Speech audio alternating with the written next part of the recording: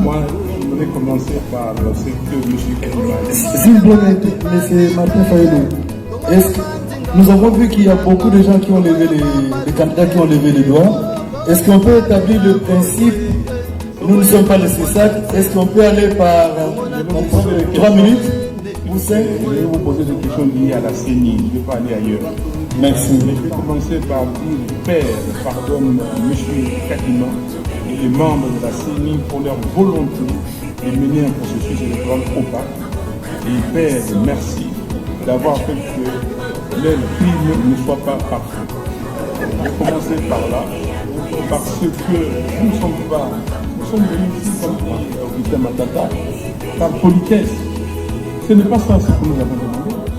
On vous a demandé une réunion entre les candidats présidents de la République et la CENI pour se fixer, se convenir des règles du jeu.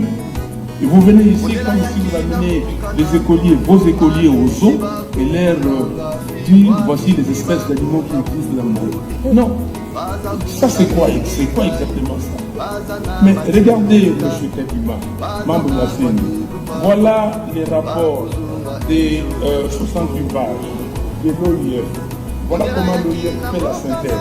En 3 lignes, on dit ceci: un fichier électoral inclusif, c'est le fichier de 2018, exhaustif et actualisé, mais perfectible, et donc nécessitant des améliorations ayant fait l'objet des recommandations à court et moyen terme en vue notamment de son affichage provisoire pour permettre d'aboutir à des listes électorales définitives conformément à la loi. 68 pages. Vos amis ont fait un audit de ça, que j'ai ici, c'est torchon de 137 pages. 137, il n'y a rien. Dans ces documents, il n'y a même pas le nombre d'électeurs qui ont été enregistrés par la CENI. Ce n'est pas une recommandation pertinente. La recommandation qu'ils ont donnée, veillez donner aux candidats, aux candidats présents à la République une liste expurgée pour, monter la confiance. Et vous ne l'avez pas fait. Vous ne l'avez pas fait. Le 30 juin, vous nous avez dit que vos auditeurs ont demandé de donner des listes. Je vous avais dit que c'était une exigence légale. Allez consulter les articles 6 et 8 de la loi électorale. Donc, nous sommes là, nous sommes venus ici et vous nous présentez cela. Vous dites ici que vous avez dépensé déjà 800 millions de dollars et au total vous allez en recevoir 1,1 milliard pour ces pays où les gens souffrent. Il y a 27 millions de Congolais qui cherchent à manger. On cherche de l'argent, on ne trouve pas. Vous dépensez de l'argent pour faire des atlas. Ici, je ne sais pas quel marché qui a gagné ce marché.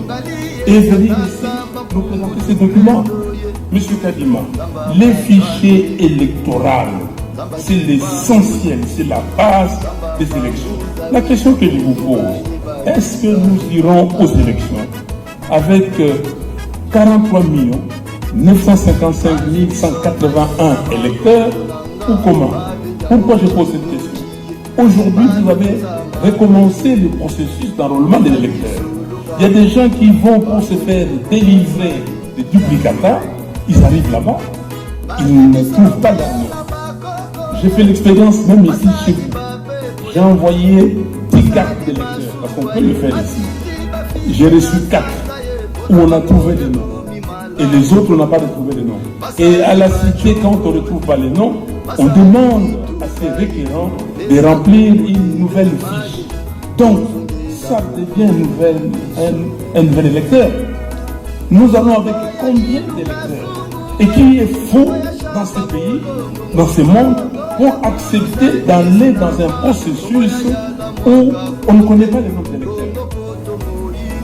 Moi, je vous ai dit, et je le répète, on vous a utilisé parce que vous êtes spécialiste d'observation électorale, vous connaissez toutes les fraudes qui existent en Afrique et vous venez ici pour vous poser ces fraudes-là. Parce que l'imprimante thermique a été utilisée à dessein et vous saviez que les données, les écritures allaient disparaître. Pourquoi maintenant vous achetez des imprimantes normales? Donc, je vous pose une question. dites-nous, à la date d'aujourd'hui, dans combien d'antennes vous avez déployé cette liste? Combien d'antennes ont déjà reçu des listes et combien d'antennes ont fiché ces listes? Et dites-nous pourquoi vous avez violé intentionnellement, délibérément, les articles 6 et 8 de la loi électorale. Franck Diongo vous a cité ces articles, je ne reviens pas. Pourquoi vous les avez violés? Ici, c'est une violation flagrante. Et dites-nous, je vous donne un exemple, j'ai beaucoup d'exemples ici, il n'y a pas de temps. À Kabea-Kamwanga, il y a un centre qui avait enrôlé 959 électeurs. Mais la liste qu'on amène là-bas reprend seulement 26 électeurs. Ok? Comment vous justifiez ça? Je peux vous donner d'autres cas. Et vous venez de le dire que nous avons organisé l'enrôlement pour ne pas exclure les électeurs. Si l'épopée des cartes nous montre que c'était fait intentionnellement, et maintenant dites-nous, dans combien de temps vos requérants ou les requérants, ceux qui veulent des duplicata, vont avoir leurs duplicata? 1. 2. Quand est-ce que maintenant vous allez publier la liste définitive? Votre présentateur tout à l'heure a dit ce qui nous intéresse, c'est 15 jours avant, on publie. Non, ce qui nous intéresse, c'est le respect scrupuleux de la loi. Déjà, vous avez violé la loi portant identification et enrôlement des électeurs dans son article 39. Parce que l'article 39 disait que vous devriez publier des listes provisoires après enrôlement d'électeurs. Vous l'avez pas fait. Donc nous sommes ici, on est traînés comme ça, comme des moutons de panier, et nous devons aller n'importe où. Donc ce que nous voulons, M. Kadima, vous ne pouvez pas vous tirer en bon compte comme ça avec l'argent de l'État. Vous ne pouvez pas. 1,1 milliard, c'est énorme. Nous voulons ici, ces listes-là doivent être auditées. Nous voulons que vous nous présentiez, s'il vous plaît, les fichiers électoraux. Le fichier ne peut pas être corrompu. C'est l'élément essentiel du vote. On va les voter comment? Donc beaucoup de gens ici vont dans les centres, ils ne trouvent pas leur nom.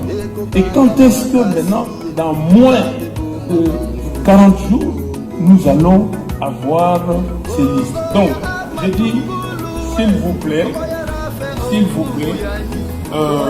vous-même, vous l'avez dit, ce n'était pas pour exclure les électeurs, mais vous avez exclu les électeurs. Ici à Kinshasa, vous avez des écoles, même adresse, mais les noms différents. Vous avez des fois adresses, écoles différentes. Donc, qu'est-ce qui se passe réellement? Donc, vous venez ici, vous appelez le corps diplomatique, on va dire, voilà, ça, on va signer le code de conduite. Qui est faux ici pour signer un code de conduite? Vous, quel code de conduite vous signez? Nous allons nous mettre avec vous, Monsieur Kadima. Monsieur Farouk, oui. Vous exagérez un peu. Je n'exagère pas, s'il vous plaît. Écoutez-moi. Je n'exagère pas. Vous êtes en train de donner des déclarations générales sans pouvoir être spécifique. Nous ne pouvons pas. Vous parlez en général comme si c'était un discours politique. Il faut nous donner des éléments concrets. Est-ce que vous êtes sérieux? Nous avons publié la liste justement provisoire pour que les gens viennent nous montrer les défaillances. Mais vous, comme vous êtes dans un élan politique, vous êtes en train de citer des choses sans donner des détails. Non, mais je vous donne des détails, M. Kadima. Moi, je vous donne des détails. Vous exagérez. Je n'exagère pas, je vous donne des détails. Je vous ai dit, est-ce que l'audit que j'ai montré ici, c'est pas le détail? Votre discours là ne tient pas. Non. Vous appelez un document un torchon, Oui. et en même temps vous recourez aux recommandations de ce document. Vous vous contredisez. Non, je ne me contredis pas, je ne recours pas. Il faut arrêter ça. Les recommandations, c'est les recommandations de l'audit de l'OIF. Et je vous ai dit que dans votre document, il n'y a aucune recommandation pertinente.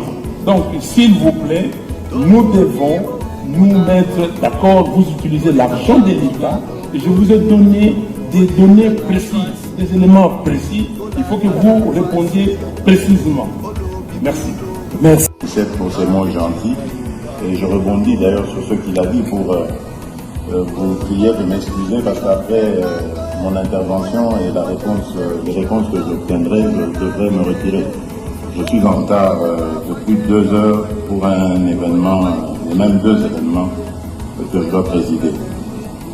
Voilà. Je reviens, permettez-moi, encore sur le monnayage, parce que une de mes représentantes, qui est aussi candidate à la députation nationale, a été plaidée pour quelques-uns de ses électeurs dont la carte a connu des problèmes de défectuosité. Et là, malheureusement, et c'est vraiment scandaleux, des agents de la CENI lui ont exigé de l'argent. Donc, à raison de 10 000 francs congolais par duplicata. Je vous prie, Monsieur le Président, de tout mettre en œuvre pour non seulement définitivement éradiquer ce genre de pratique, mais aussi trouver ce genre de responsables et de les sanctionner sévèrement. Parce que ça commence comme ça et on ne sait pas comment ça va finir. Donc soyons très prudents. Alors, je voudrais aussi faire une autre observation à propos du décalage horaire entre la zone ouest et la zone est. Est-ce que le fait qu'à l'est, le scrutin se terminera avant, 1 heure avant normalement, il sera clôturé 1 heure avant l'ouest, ne risque pas de donner l'occasion à certains mal intentionnés de faire enfin, je pensais ici par exemple à 1 heure conventionnelle uniquement pour ce jour-là, d'avoir une même zone horaire sur toute l'étendue du territoire national. Serait-ce possible d'en arriver là? Et ainsi, on pourrait commencer à 6 heures pour tout le monde, 6 heures à Kinshasa, en supposant par exemple qu'à l'Est, pendant qu'il sera 7 heures, on ramène l'heure à 6 heures aussi, et on le fait. Donc on le voit par exemple en Europe, il y a des moments où on passe à l'heure d'été et à l'heure d'hiver. Donc c'est possible. C'est une convention, il suffit simplement de se mettre d'accord tous ensemble. Et ainsi, il n'y aura pas de suspicion ici et là. Alors, quelqu'un a posé cette question ici. Comment est-ce que vous entrevoyez la gestion de l'ouverture des bureaux de vote? Parce que je me souviens, en 2018, il y a eu énormément de problèmes à certains endroits. Il y a eu des bureaux qui ont ouvert plusieurs heures en retard. Et surtout, lorsqu'il y a des intempéries, comme la pluie, ça amène aussi encore ce genre de retard. Est-ce que vous êtes suffisamment paré à de telles éventualités et est-ce que nous pouvons espérer que tous les bureaux de vote ouvriront à la même heure leur porte? Voilà, donc c'est ce que je tenais à vous dire. J'attends donc votre réaction, Monsieur le Président, avant de pouvoir me retirer. Je m'excuse en tout cas encore une fois auprès de mes collègues candidats, mais le devoir m'appelle. Voilà. Excusez-moi, Monsieur le Président, puisque le candidat numéro 20 va partir et que je prévoyais de poser une question de régularité et d'égalité qui est en rapport avec le pouvoir qui s'exerce encore. Je voudrais, Monsieur le Président, que dans le cadre de la régularité du principe d'égalité, nous, les candidats présidents de la République, on devait bénéficier de mesures de sécurité que doit nous garantir le président de la République sortant. Je voudrais qu'il nous dise, avant de partir, quelles sont ces mesures. Parce que si nous sommes égaux en tant que candidats, mais nous ne sommes pas égaux, parce que pour que le président candidat arrive ici, la route était barricadée partout et il a pu arriver tranquillement. Mais nous, on était dans des embouteillages, il a fallu négocier. Mais si, dans les cas des mesures qui sont prévues, on peut nous assurer aujourd'hui que nous aurons le nombre de gaz, mais aussi un véhicule pour les policiers qu'on aura, un véhicule gyrophare pour nous ouvrir la route. Pendant le temps que nous sommes candidats, ce serait juste, ce seraient des petites mesures qui réaliseraient l'égalité. Je pense que le président de la République sortant, qui est encore au pouvoir, peut nous les garantir à tous pour réaliser cette régularité et cette égalité. Je vous remercie. Heureusement, pas moi qui organise cela. Je vois que c'est le ministère de l'Intérieur. Aussi les comportements de gouverneurs dans des provinces qui interdisent le meeting, le réunion. Si les chefs de l'État les font... S'il vous plaît, suivons l'ordre, je vous en prie. Nous demandons à son Excellence, Monsieur le Président de la CENI, de répondre à la question qui a été posée. Et je voudrais vous proposer, avec tout le respect dû à votre rang,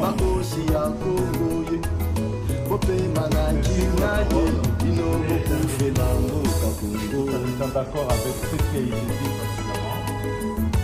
Il y a Prince Mongaï, ça va pas m'bolayo. Merci pour notre salle.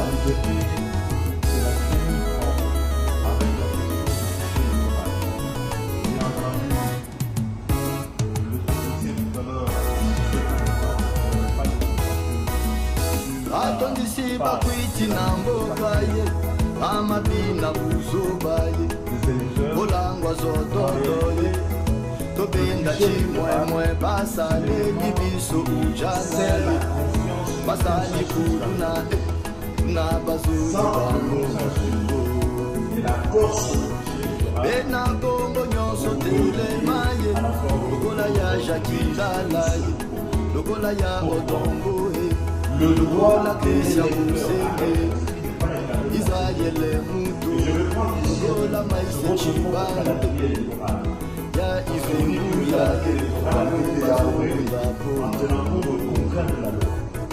Si vous allez voir que les activités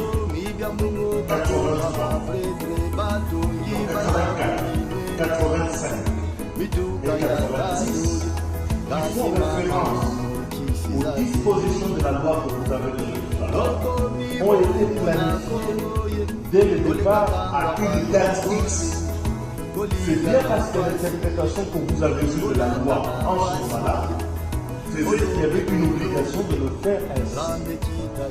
Donc, par exemple, le déploiement, la prochaine liste électorale provisoire prévue entre le 22 mai et le 18 septembre.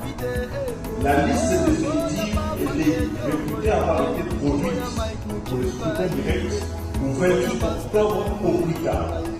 Nous sommes là en train de parler de l'activité que vous-même avez programmée pour le mois de mai et septembre, mais vous nous dites, comme dans le meilleur du monde, le 20 il va y avoir élection.